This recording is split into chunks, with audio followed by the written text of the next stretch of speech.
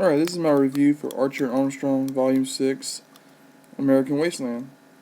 This was actually a really good, I love Archer Armstrong, first of all. And this was actually a pretty good book. It was a little bit on the wacky side, it's a little hard to follow. You need to have a lot of pop culture knowledge, because it's basically dealing with this, like, magical mansion that keeps the spirits of all dead celebrities, people like Elvis, Michael Jackson, Morrison, the guy that killed JFK, his name's forgetting me right now. But yeah, it's got all those people in there, all those characters. It's just a really wacky comic. Bruce Lee's even in there. There's a fight scene between Bruce Lee and Archer.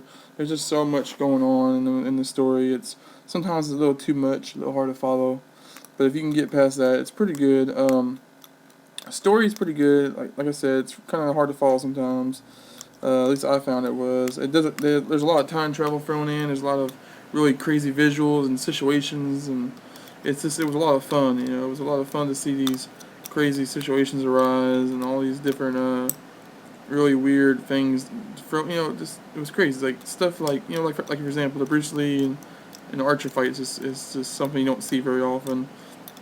There's also a whole scene where they're battling an army of all the different conspiracy theories behind the guy who killed JFK. So there's just a lot of interesting stuff going on.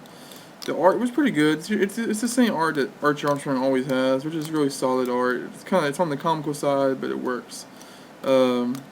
It's comical, but it's still serious enough to portray a good action comic. There's a good amount of action here, so it's got that going for it. There's a couple good fight scenes, especially one between Archer and Armstrong themselves.